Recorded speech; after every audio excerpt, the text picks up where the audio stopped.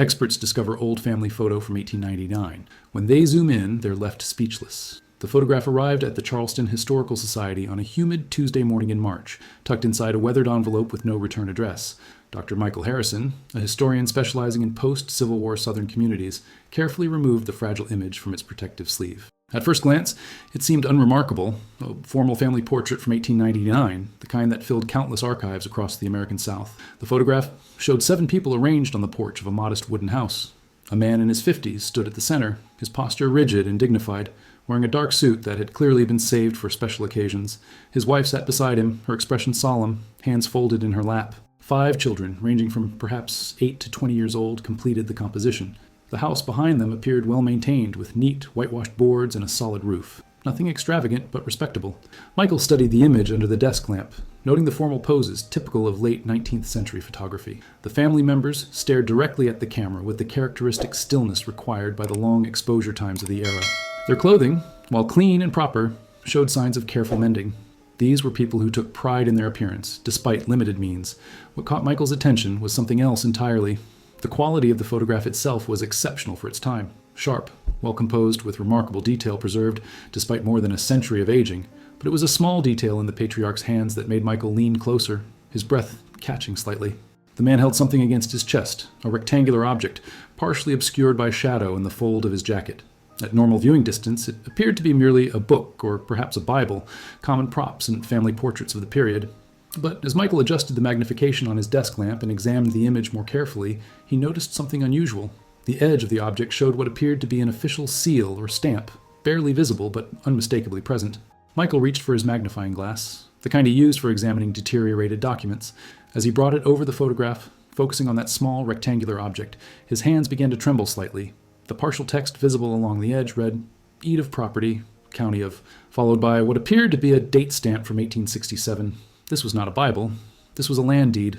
Michael sat back in his chair, his mind racing. A black family in South Carolina in 1899, photographed with their property deed prominently displayed. This was extraordinary. The period following Reconstruction had seen systematic efforts to strip formerly enslaved people of the land they had been promised after the Civil War. The famous 40 acres and a mule that had been pledged to freedmen had been largely reclaimed by white landowners through legal manipulation, violence, and intimidation. Yet here was photographic evidence of a family who had not only obtained land but had kept it for more than 3 decades, and they had chosen to be photographed with the deed itself, a bold, almost defiant act. Michael turned the envelope over again, searching for any clue about who had sent it. Nothing. No note, no explanation, no identification, just this single photograph and the silent testimony it contained. He picked up his phone and dialed his colleague, Dr. Sarah Mitchell, an expert in African American genealogy at the University of South Carolina. "Sarah, I need you to come to my office immediately," he said, unable to keep the excitement from his voice. "I think I've just found something extraordinary." Sarah Mitchell arrived within the hour, her curiosity evident as she entered Michael's office. She was a meticulous researcher, known for her ability to trace family histories through the sparse and often deliberately destroyed records of Black Americans in the post-Civil War South. When Michael showed her the photograph, she immediately understood why he had called. "May I?" she asked, reaching for the magnifying glass. Michael handed it to her and watched as she examined the image with focused intensity. Her eyes moved systematically across the photograph, first the faces, then the clothing, then the house, and finally the object in the patriarch's hands. "That's a deed," she said quietly, her voice tinged with disbelief. "He's holding his property deed in a formal family portrait. Michael, do you understand how rare this is? How dangerous this would have been?" Michael nodded. "That's exactly what struck me. In 1899, displaying proof of black land ownership, this openly could have made them targets. Yet they did it anyway." Sarah set down the magnifying glass and pulled out her laptop. "Let's start with what we can see. The house is modest but substantial, probably 3 or 4 rooms. The construction looks sound. The family's clothing suggests they're not wealthy, but they're not destitute either. They have resources. For the next 2 hours, they worked in tandem. Sarah used photo enhancement software to brighten and sharpen the image, particularly the area around the deed. Slowly, painfully slowly, more details emerged. The seal became clearer. It was definitely an official county seal. The date, 1867, was now unmistakable. And crucially, 3 letters of the county name became legible. "Whoa. Beaufort," Sarah breathed. "Beaufort County. Michael, this makes sense. Beaufort was one of the few places where land redistribution actually happened. When Union forces captured the Sea Islands early in the Civil War, they confiscated Confederate property and sold it to formerly enslaved people." Michael felt a surge of excitement. So this family might have been part of the Port Royal experiment? Possibly, Sarah said, her fingers already flying across her keyboard. Let me check the property records database. She had spent years digitizing courthouse records from across South Carolina, creating a searchable archive that had proven invaluable for genealogical research. As Sarah searched, Michael examined the photograph again, this time focusing on the individuals themselves. The patriarch had strong features, high cheekbones, a broad forehead, eyes that seemed to look directly through the camera. His wife appeared younger, perhaps in her 40s, with quiet dignity in her bearing. The children ranged in age, but all shared similar features. I've got something, Sarah announced suddenly. Property records for Beaufort County, 1867. There were 47 land deeds issued to freedmen that year. Most were later seized or fraudulently sold back to white landowners by the 1880s. She scrolled through entries rapidly. But here, look at this. She turned the laptop toward Michael. The entry read, Deed number 23, issued March 15, 1867. Parcel of 40 acres, recorded to Thomas and Elizabeth Freeman. Property located on St. Helena Island. Freeman, Michael repeated. Can we confirm this is them? Sarah cross-referenced other databases. Census records, 1900. Freeman family, St. Helena Island. Thomas, age 54, farmer. Elizabeth, age 42, 5 children. She looked up. The ages match perfectly. This is them. Michael felt chills. They had names now. Thomas and Elizabeth Freeman, who had somehow kept their land for 32 years. The discovery of the Freeman family name opened new avenues of research. But it also raised more questions. Sarah immediately began pulling every available record tied to Thomas and Elizabeth Freeman from Beaufort County Archive. What she found painted a picture of a family that had lived through one of the most turbulent periods in American history. Thomas Freeman first appeared in official records in 1865, listed in Freedmen's Bureau documents as a field laborer on Edisto Island, age 20. The notation indicated he had been born into slavery on a rice plantation. Elizabeth appeared in similar records from 1866, age 18, with a note that she had worked as a house servant before emancipation. They had married in early 1867, just weeks before acquiring their land. Look at this timeline, Sarah said, creating a document on her laptop. They marry in February 1867. By March, they have a deed to 40 acres. That's remarkably fast. Most freedmen had to work for years to save enough money to purchase land, even at the reduced prices offered under the Southern Homestead Act. Michael leaned over to read the screen. Could it have been a gift? Some plantation owners did grant small parcels to formerly enslaved people they had relationships with. Possible, but look at the purchase price listed on the deed record. $75. That was the standard rate. They paid for it. Sarah pulled up another document. And here's their tax payment record. 1868, paid in full. 1869, paid in full. Every single year through 1899, paid in full. They never missed a payment, never gave anyone legal grounds to seize the property. This was significant. Many black landowners had lost their property through deliberately inflated tax assessments or false claims of non-payment.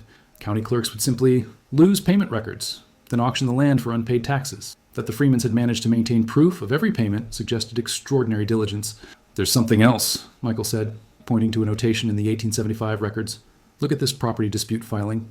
A neighboring landowner, names listed as William Pritchard, claimed the Freeman property boundaries were incorrectly surveyed and encroached on his land by 3 acres. Sarah opened the case file. The dispute went to county court. Testimony from multiple witnesses, including 2 white Union veterans who had helped with the original land surveys.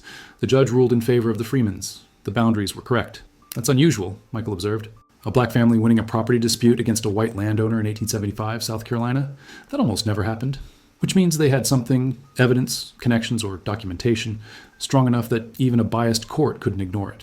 Sarah made a note. We need to find out what that was. As they continued digging through records, a pattern emerged. The Freeman family had faced challenge after challenge to their land ownership.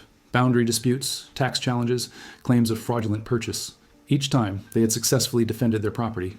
Each time, they had documentation proving their case.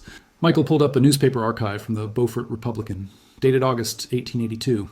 A small article caught his eye. Local farmer defends property rights.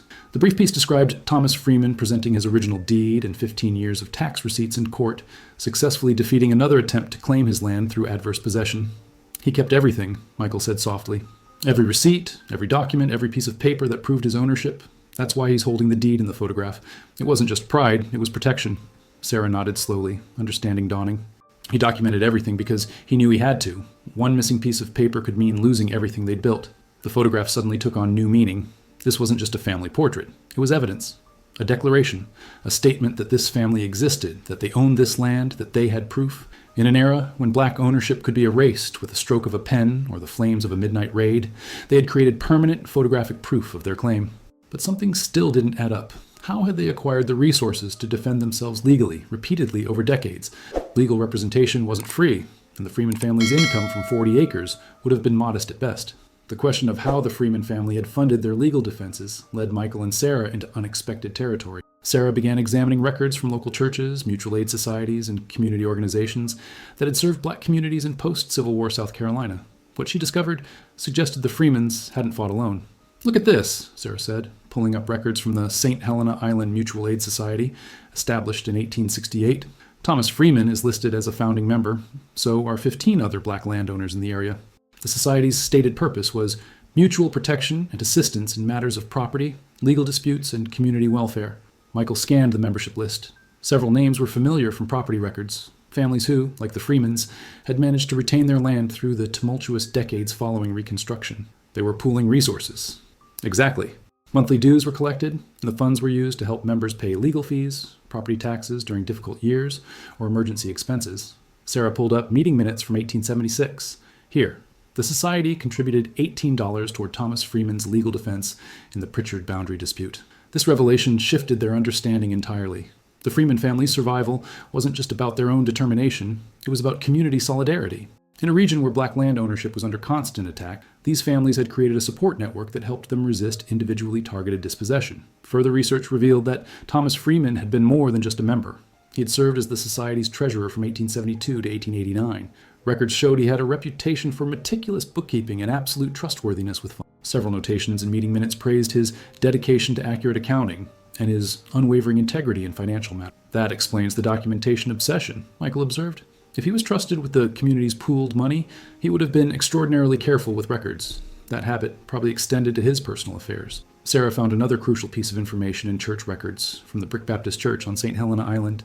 Thomas Freeman had served as a deacon starting in 1870. More importantly, the church had hosted regular meetings where community members shared information about legal threats, tax deadlines, and strategies for protecting their property. This was an information network, Sarah explained. When one family faced a legal challenge, everyone learned from it. They warned each other about corrupt officials, shared the names of honest lawyers, taught each other how to document everything. It was survival through collective knowledge. Michael discovered correspondence between Thomas Freeman and a Philadelphia-based abolitionist organization that had continued supporting freedmen's rights after the war. Several letters from the 1870s showed Thomas requesting legal advice and, in return, providing detailed reports about conditions for black landowners in South Carolina. The organization had occasionally provided funds for legal representation in particularly important cases. He was connected, Michael said, impressed.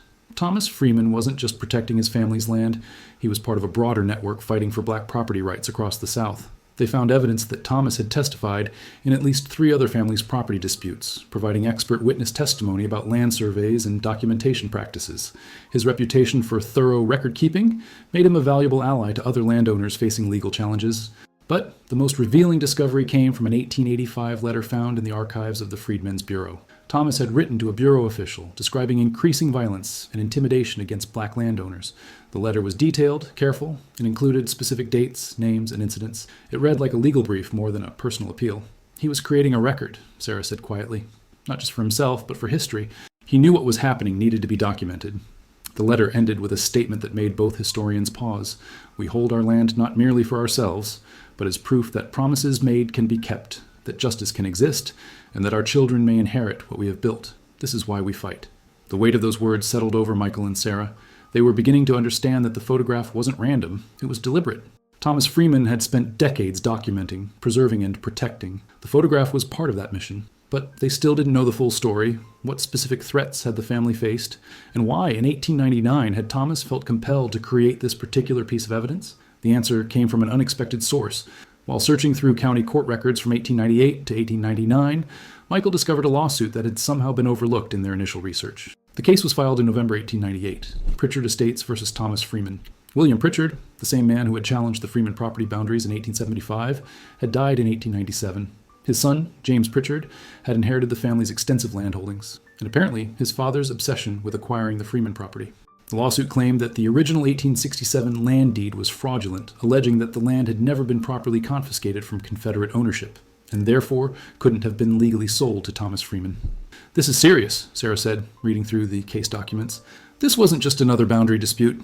James Pritchard was trying to invalidate the deed itself. If he'd succeeded, the Freemans would have lost everything. The land, the house, 32 years of labor and investment, all of it. The legal argument was sophisticated and dangerous. Pritchard's lawyers had found a technicality in the original Confederate land confiscation process. They claimed that the property had been seized before proper notification to the original owner's family, making the subsequent sale to Thomas Freeman null and void. If the court accepted this reasoning, it could have set a precedent that threatened every black-owned property in the county that had been acquired through similar means. Michael found Thomas Freeman's response, filed in December 1898 through a lawyer named Robert Chen, one of the few black attorneys practicing in South Carolina at the time. The response was thorough, well-argued, and backed by extensive documentation. Thomas had provided not just his deed, but the original confiscation order, survey maps, tax receipts, improvement records, and testimony from 3 witnesses who had been present at the original land sale in 1867. Chen was good, Sarah noted, reading through the legal briefs. He anticipated every counterargument. He cited federal law, South Carolina property statutes, and precedent from similar cases. This wasn't just about Thomas Freeman's land. Chen was positioning this as a test case that would affect hundreds of families. The case had attracted attention beyond Beaufort County. Sarah found newspaper articles from Charleston, Columbia, and even Atlanta discussing the lawsuit. Black newspapers treated it as a crucial battle for freedmen's property rights. White newspapers framed it as outside agitators, trying to defend fraudulent land claims. The trial took place over 3 days in March 1899. Courtroom testimony records showed that Thomas Freeman had been a compelling witness. When asked why he had kept such detailed records for over 30 years, he had responded, "Because I knew that our ownership would always be questioned. I knew that we would always have to prove what should never be in doubt. I keep records because the truth needs witnesses." James Pritchard's testimony revealed the depth of his resentment. He claimed the Freeman property had been stolen from his family during the war, that black ownership was a crime against nature and civilization, and that he was fighting to restore proper order. His language made clear this wasn't just about land, it was about reasserting white supremacy. The case records showed something else disturbing. During the trial, Thomas Freeman's wife Elizabeth had been threatened outside the courthouse by 3 men connected to Pritchard. They warned her that accidents happen to uppity families. A complaint was filed, but no charges were ever brought. Michael found a letter from Robert Chen to a colleague dated March 20th, 1899, just days before the verdict. "The Freeman case will be decided this week. Regardless of outcome, Thomas has asked me to ensure certain documents are preserved. He fears that if he loses, there will be attempts to destroy evidence of black land ownership. He wants future generations to know what happened here, both the injustice and the resistance." The verdict came on March 24th, 1899. Judge Samuel Whitfield ruled in favor of Thomas Freeman, declaring that the original land confiscation and sale had been entirely legal and that the Freeman family's ownership was valid and uncontestable. The judge's written opinion went further, stating that 32 years of continuous ownership, payment of taxes, and improvements to the property establish a claim that cannot be overturned by belated legal technicalities. It was a significant victory, but Sarah found evidence that it came at tremendous cost. The Mutual Aid Society records showed the Freeman Legal Defense Fund had required contributions from 23 families. Several members had taken loans they would spend years repaying. The community had invested everything in this fight because they understood its broader implications. "And that's when the photograph was taken," Michael said suddenly, checking the dates. Within weeks of the verdict, this wasn't coincidental. Sarah nodded slowly. He won in court, but he knew it wasn't over, so he created evidence that couldn't be destroyed or hidden in a courthouse basement. Photographic proof of his family, his property, and his deed, all together preserved forever. The photograph was Thomas Freeman's insurance policy and his testimony to the future. It declared, "We existed. We owned this land. We fought for it, and we won. No matter what happens next, this truth will remain." Michael and Sarah's next question was obvious. Who had taken the photograph? Professional photography in rural South Carolina in 1899 was expensive and rare, especially for black families. The quality of the Freeman portrait suggested a skilled photographer with excellent equipment. This wasn't a traveling amateur. This was someone who knew their craft. Sarah began searching through records of photographers working in Beaufort County during that period. Most were white-owned studios in town that primarily served wealthy families. It seemed unlikely that Thomas Freeman would have commissioned such a photographer, given both the cost and the potential hostility to his purpose. The breakthrough came from an unexpected source. An article in a black newspaper from Charleston called The Free Press, published in April 1899.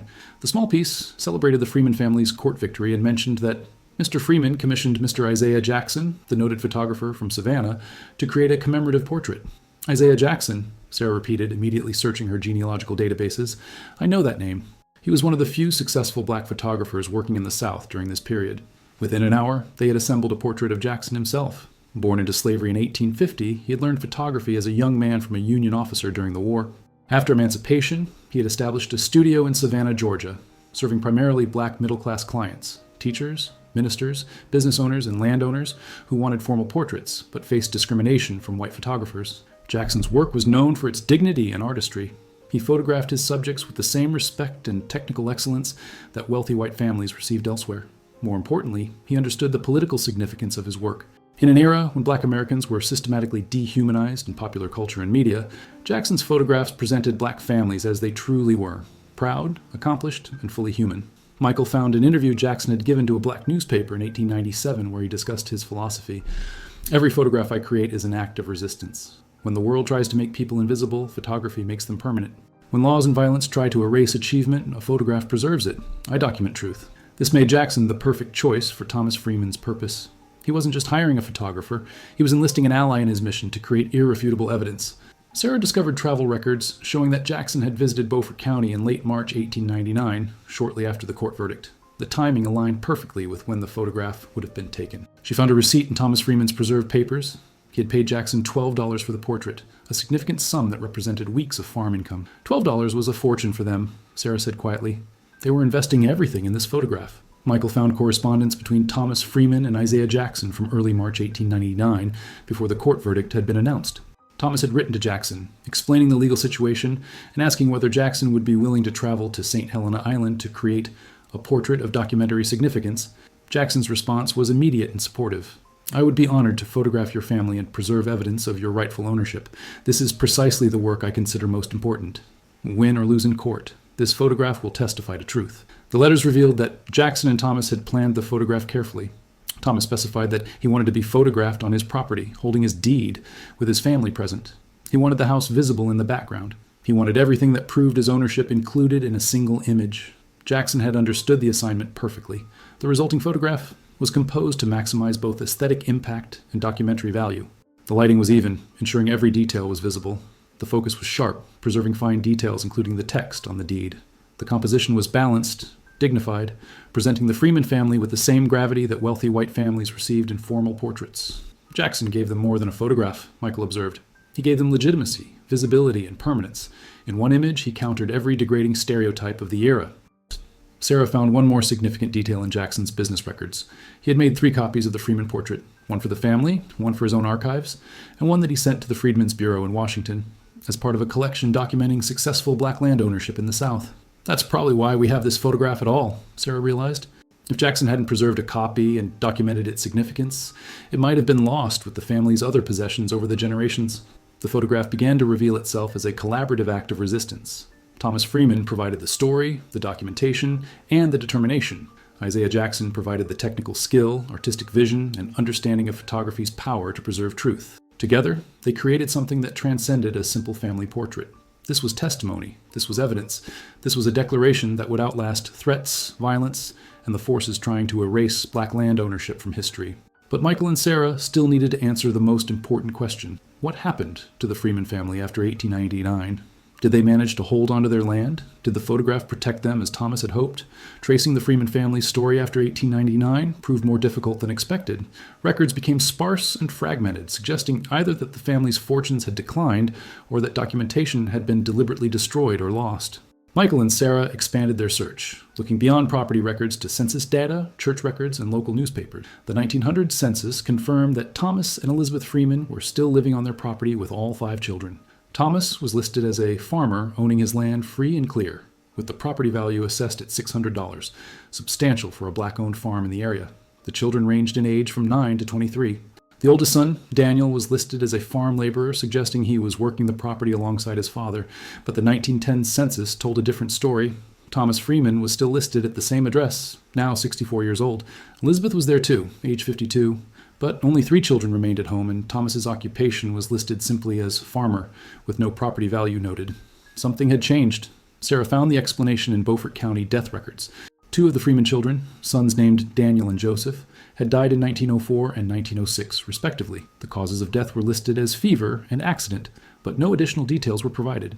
In that era and place, such vague descriptions often masked violence or suspicious circumstances that officials chose not to investigate thoroughly. "This is heartbreaking," Sarah said quietly. "They fought so hard to keep the land for their children, and then they lost 2 of them." Stress.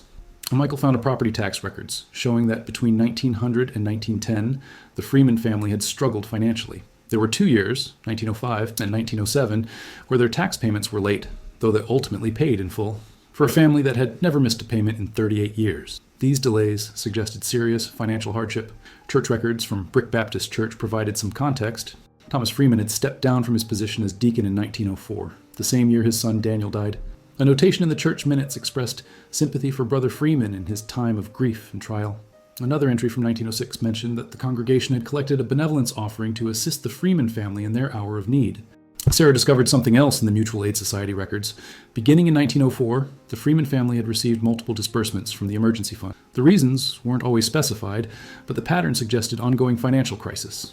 Other members had contributed to keep the Freemans from losing their property during this difficult period. The same kind of support the Freemans had provided to others for decades. The community was still protecting them, Michael noted. Yet even when they were struggling, even when they'd lost children, the network held. A newspaper article from the Beaufort Republican in 1908 provided another piece of the puzzle. A brief notice announced that colored farmer Thomas Freeman had successfully defended against another property challenge, this time from a man named Robert Sullivan, who claimed riparian rights to a creek bordering the Freeman property. The article was dismissive in tone, but it confirmed that challenges to black land ownership continued relentlessly. Michael found the court case file. Sullivan had claimed the creek gave him access rights across Freeman property. Thomas Freeman, now in his 60s, had once again assembled documentation, original survey maps, deed descriptions, and testimony to prove that his property boundaries were clear and included the creek. He had won, but the case had required legal representation that cost money the family could barely afford. The pattern was exhausting to document, challenge after challenge, year after year, forcing the Freeman family to spend time, money, and emotional energy defending what should have been unquestionable. Each victory came at a cost. Elizabeth Freeman appeared in church records from 1912, mentioned as organizing a prayer group for mothers who have buried children. The grief of losing 2 sons had clearly marked her, yet she was channeling that pain into supporting others facing similar losses.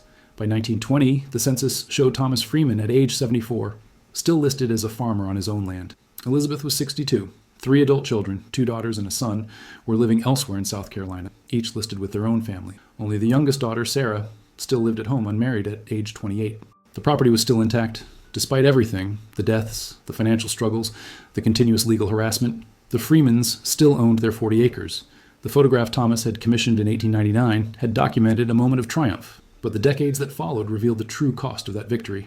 Michael found one last significant document from this period, Thomas Freeman's will, filed with the county clerk in 1921. It was simple and direct. The property was to be divided equally among his surviving children, with the stipulation that no portion of this land shall be sold outside the family, and the deed of 1867 shall be preserved by the eldest living heir as proof of our rightful ownership for all time. Even in planning his death, Thomas Freeman was still protecting the land, still ensuring the documentation would survive, still thinking about what future generations would need to prove their claim.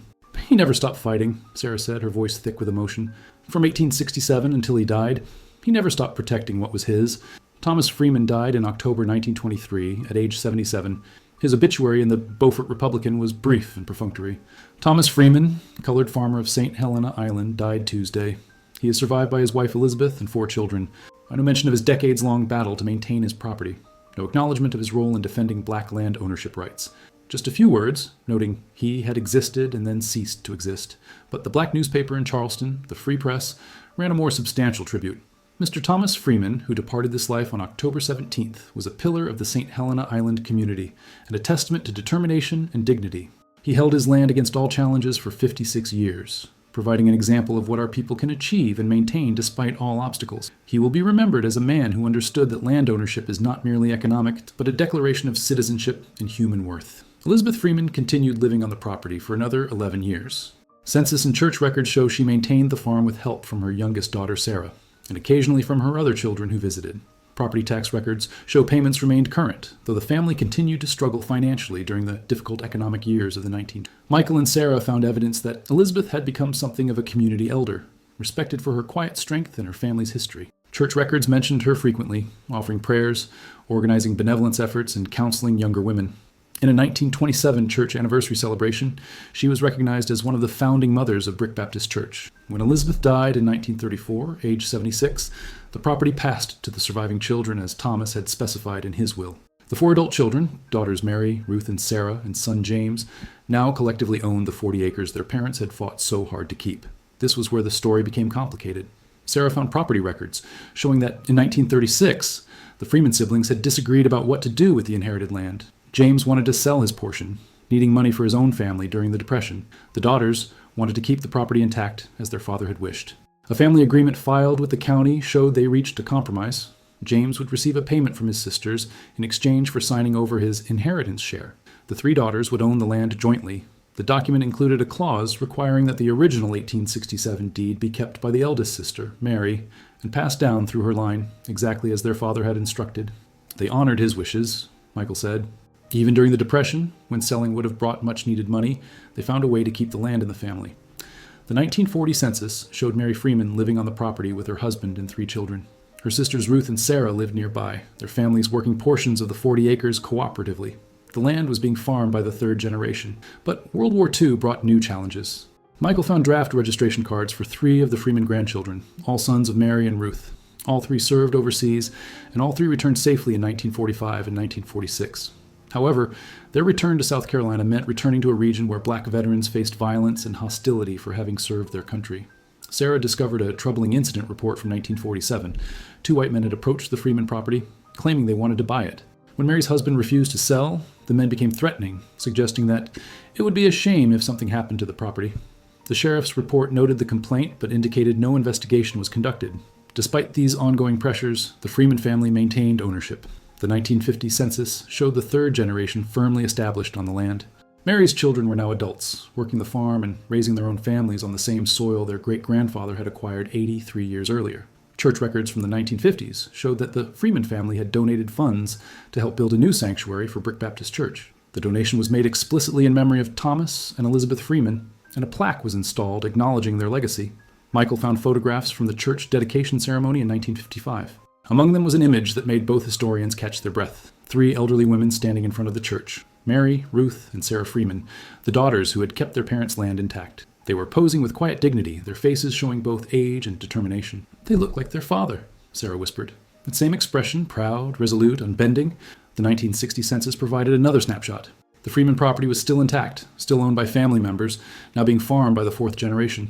Mary's children and grandchildren were living there, continuing the legacy, but the modern world was encroaching. Sarah found property tax records showing dramatic increases in assessed values during the 1960s and 1970s as development came to the Sea Islands. What had once been rural farmland was becoming valuable coastal property. The tax burden on the Freeman family increased accordingly. "This is how many black families lost their land in the late 20th century, Sarah explained. Not through violence or legal challenges, but through tax assessments they couldn't afford. The land became too valuable to keep.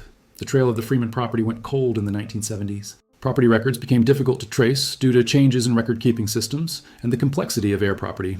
Land owned collectively by multiple descendants without clear title.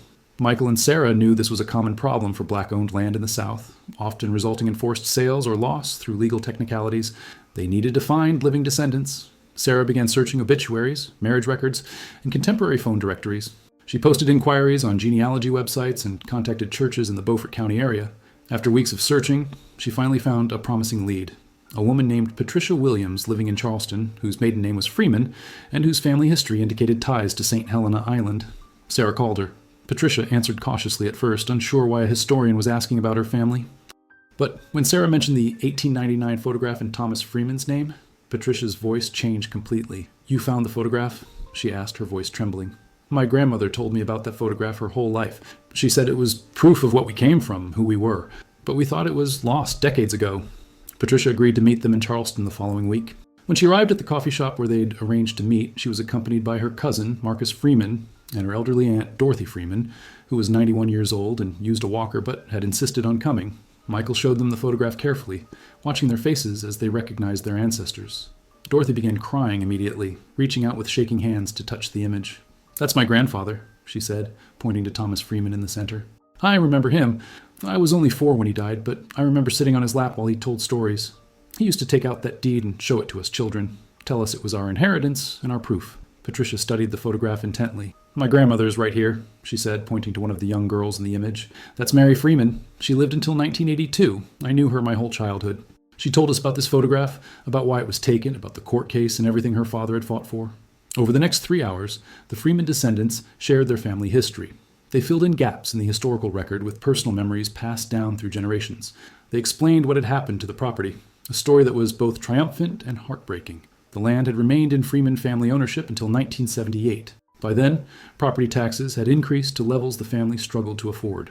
Multiple heirs, descendants of Thomas Freeman's 4 surviving children, collectively owned the property. But coordinating among dozens of cousins spread across several states had become increasingly difficult. A developer had approached the family with an offer to purchase the property for coastal development. Most of the heirs wanted to sell. The money would have been significant, and the burden of maintaining heir property was overwhelming. But several family members, including Dorothy's father, had opposed the sale, remembering Thomas Freeman's will stipulating the land should never leave the family. It tore the family apart, Dorothy said quietly. Some people needed the money. Some people wanted to honor grandfather's wishes. Everyone thought they were doing the right thing, but we couldn't agree. Eventually, a majority of heirs voted to sell. The property was sold in 1978 for a price that seemed substantial at the time, but was, in retrospect, far below its true value. The developer built vacation homes on the land, and the Freeman family's connection to the property they had held for 111 years was severed. "We lost it," Marcus said, his voice heavy with regret. "After everything they fought for, after everyone who sacrificed to keep it, our generation let it go." But Patricia shook her head. "We didn't let it go easily, and we didn't forget. Every family gathering someone mentions the land. Every History Month at church we tell the story. My grandmother made sure we knew who Thomas Freeman was and what he did. The land is gone, but the story isn't." Dorothy had more to share. Before her father died in 1995, he had given her a metal box containing family documents he had preserved. She had brought it with her today. Inside were letters, tax receipts, church records, and another copy of the 1899 photograph. "Daddy said this photograph was the most important thing we owned," Dorothy explained. "He said it proved we had been people of worth, that we had owned something, that we had fought for something. He said even though we lost the land, nobody could take away the fact that it had been ours. The box also contained something else. Thomas Freeman's original deed from 1867, creased and yellowed but still intact, exactly as he had instructed his heirs to preserve it. Sarah handled it with reverence, realizing they were holding the very document visible in the 1899 photograph. Michael asked the question that had been driving their research. Why had someone sent the photograph to the Historical Society anonymously? Dorothy smiled sadly. "That was probably my nephew, Raymond. He died last year, cancer. Before he passed, he talked about making sure the photograph ended up somewhere it would be preserved and studied. He didn't want credit. He just wanted the story told. That sounds like something Raymond would do." In the months following their meeting with the Freeman descendants, Michael and Sarah worked to ensure that Thomas Freeman's story received the recognition it deserved. They wrote a comprehensive article for the Journal of Southern History, detailing the family's 111-year fight to maintain their land. They presented their findings at academic conferences. They worked with the Charleston Historical Society to create an exhibit centered on the 1899 photograph. But the most meaningful work happened in the Freeman family itself. Patricia, Marcus, Dorothy, and other descendants began meeting regularly to compile a complete family history. They interviewed elderly relatives, gathered documents, and created a detailed family tree showing how Thomas and Elizabeth's 5 children had become hundreds of descendants spread across the country. Sarah helped them digitize every document Dorothy's father had preserved. The collection included not just the deed and the photograph, but decades of letters, tax receipts, church bulletins, and family papers that together told a story of resilience, community, and determination. The exhibit at the Charleston Historical Society opened in September, exactly 125 years after Thomas Freeman won his 1899 court case. The centerpiece was the photograph, displayed alongside the original deed, court documents, and Isaiah Jackson's other work. The exhibit was titled Proof of Ownership: The Freeman Family's Fight for Land and Legacy. More than 200 people attended the opening, including 73 Freeman family descendants who traveled from across the United States. Dorothy, now 92, sat in a place of honor, surrounded by her children, grandchildren, and great-grandchildren. When she saw the photograph enlarged and displayed prominently, she wept. "My grandfather would be so proud," she said. "Not because we're famous, but because people finally know the truth, because the story he tried so hard to preserve is being told." The exhibit included QR codes that visitors could scan to hear audio recordings of Dorothy and other descendants sharing their family memories. It presented the Freeman story within the broader context of black land ownership in the post-Civil War South, explaining how systematic dispossession had stolen millions of acres from black families and how communities had resisted. Marcus stood before the photograph during the opening reception and spoke to the assembled crowd. "My great-great-grandfather Thomas Freeman understood something that took our family generations to fully appreciate. He knew that ownership isn't just about having property, it's about having proof, having documentation, having evidence that you existed and that you mattered. That's why he kept every receipt, every letter, every piece of paper. That's why he commissioned this photograph." He gestured to the image. He's standing there holding that deed because he knew someone someday would try to say his ownership wasn't real, wasn't legitimate, wasn't legal. He wanted proof that would last longer than any lie. And it did. 125 years later, we're standing here because he had the foresight to create evidence that couldn't be destroyed. Patricia added her own reflection. We lost the land in 1978. That hurt. That still hurts. But what we didn't lose was the knowledge of who we were and what we came from. Thomas Freeman wasn't just protecting 40 acres, he was protecting our identity, our history, our sense of ourselves as people who had fought for something and won, even if only for a while. The local newspaper ran a feature story about the exhibit. Several national publications picked up the story. The photograph went viral on social media, shared by people who saw in it a reflection of their own families' struggles and triumphs. Descendants of other black landowners from the Sea Islands contacted the Historical Society, asking for help researching their own family stories. 6 months after the exhibit opened, the Freeman family made a decision.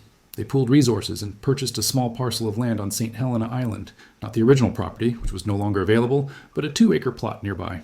They established the Freeman Family Memorial Garden, planting trees and installing a monument that included the 1899 photograph engraved in stone. The inscription read, Thomas and Elizabeth Freeman, who held this land 1867-1923, and their descendants, who maintained it until 1978. They fought for what was rightfully theirs, they preserved the proof, they teach us still. Dorothy attended the dedication ceremony in a wheelchair, her health declining but her spirit strong. She placed her hands on the engraved photograph and spoke to her grandfather across the decades. We remember, we tell the story, you did not fight in vain.